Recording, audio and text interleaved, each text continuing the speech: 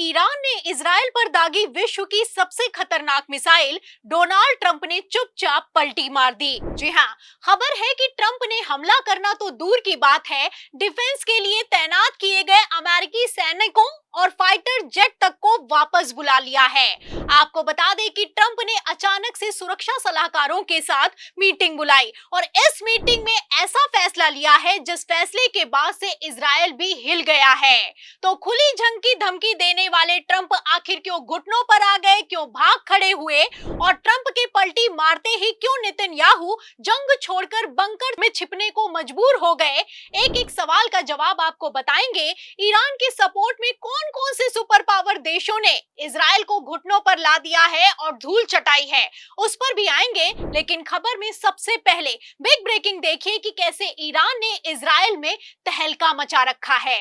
खबर आप देखिए भास्कर की। देखिए इस खबर में लिखा हुआ है कि इजराइल में माइक्रोसॉफ्ट ऑफिस के पास गिरी ईरानी मिसाइल, 6 घायल, अमेरिका बोला ईरान परमाणु बम बनाने के करीब, सिर्फ खामेनेई के आदेश का इंतजार है। तो माइक्रोसॉफ्ट कंपनी जो कि अमेरिका की बहुचर्चित और बड़ी कंपनी है, जिसका मुख्यालय वॉशिंगटन डीसी में है, ये कंपनी इजराइल में भी ऑपरेट करती है। इसी कंपनी पर ईरान ने मिसाइल गिराई है। आप तस्वीरें देख सकते हैं कि किस तरीके से एक ही झटके में ईरान ने पूरी की पूरी बिल्डिंग को खाक में मिला दिया है।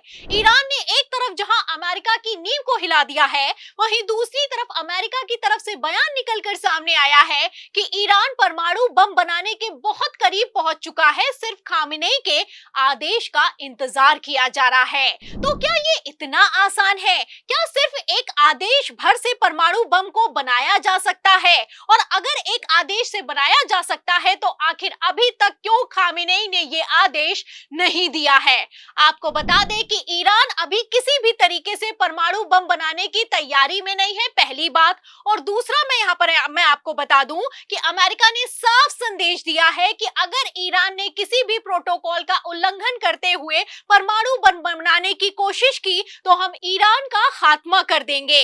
आपको बता दें एक्शन लेना तो दूर की बात है, अमेरिकी राष्ट्रपति भाग खड़े हुए हैं। खबर निकलकर सामने आई है कि अमेरिका ने चुपचाप पलटी मार दी है। खबर भी मौजूद है, खबर आप देखिए आज तक, इसमें लिखा हुआ है कि अमेरिका ने कतर एयरबेस से चुपचाप हटाए सैन्य विमान, ईरान से हमले की आशंका के चलते लिया फैसला। तो फैसले पर फैसले लिए जा रहे हैं। एक तरफ इजराइल फंस रहा है, दूसरी तरफ अमेरिका ने अपने 40,000 से ज्यादा अमेरिकी सैनिकों को वापस बुला लिया है। आपको बता दें बड़ी खबर ये निकलकर सामने आ रही है कि सिर्फ सैनिकों को वापस नहीं बुलाया गया है, बल्कि बिग ब्रेकिंग ये निकलकर सामने आ रही है कि मिडिल ईस्ट का बड़ा सैन्य अड्डा भी अमेरिका ने खाली कर दिया है और 40 मिलिट्री जेट वहां से हटा दिए गए हैं। अब ऐसे में क्या ईरान के खौफ में अमेरिका आ गया है? आखिर क्यों ईरान की घेराबंदी करने वाला अमेरिका भाग खड़ा हुआ है? आपको बता दें पहले तो मिडिल ईस्ट के जितने भी देश हैं वहां पर अमेरिका ने अपनी घेराबंदी की। तस्वीरें आप देख सकते हैं कि किस तरीके से ईरान के चारों तरफ चक्रव्यूह रचा गया। लेकिन अब पूरा का पूरा खेल पलटता हुआ नजर आ रहा है। धमकी देने वाले, जंग में उतरने वाले, ईरान का सफाया करने वाले डोनाल्ड ट्रंप पलट चुके हैं। और सिर्फ पलटे नहीं है, अमेरिका की तरफ से आधिकारिक बयान निकलकर सामने आया है कि अब क्या करना है क्या नहीं करना है ये 2 हफ्तों में तय किया जाएगा। खबर में लिखा है कि ईरान पर हमला करना है या नहीं, ट्रंप 2 हफ्ते में लेंगे फैसला। जाने यूएस राष्ट्रपति को किस बात की है आस। तो ट्रंप अभी भी आस लगाए बैठे हैं। डोनाल्ड ट्रंप को लगता है कि ईरान बातचीत की मेज पर वापस लौटेगा, लेकिन ईरान ने किसी भी तरीके से झुकने, सरेंडर करने या फिर कि समझौता करने से साफ इनकार कर दिया है। एक तरफ ईरान डटा हुआ है, दूसरी तरफ खबर ये निकलकर सामने आ रही है कि इजराइल के तो हथियार तक खत्म हो चुके हैं। आपको बता दें कि कल आधी रात खबर निकलकर सामने आई है जिसमें ऑफिशियल्स ने द वॉल स्ट्रीट जर्नल को बताया है कि इजराइल के पास से अब डिफेंसिव इंटरसेप्टर पूरी तरीके से खत्म हो चुके हैं। अगर कम से कम भी इजराइल इंटरसेप्टर मिसाइल का इस्तेमाल करता है तो भी वो 10 दिनों तक जंग में टिक पाएगा। तो इजराइल की हालत खराब है। एक तरफ जहां इजराइल के पास हथियार खत्म होते हुए नजर आ रहे हैं, वहीं दूसरी तरफ ईरान के पास अभी भी 20,000 से ज्यादा मिसाइलें मौजूद हैं।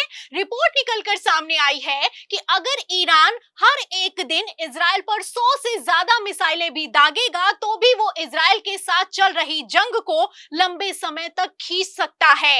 आपको बता दें कि रिपोर्ट के मुताबिक CNN ने बताया है कि अब तक ईरान ने 400 से ज्यादा बैलिस्टिक मिसाइलें इजराइल पर दागी है और अब तो सुपरसोनिक मिसाइलों को भी निकाल लिया गया है।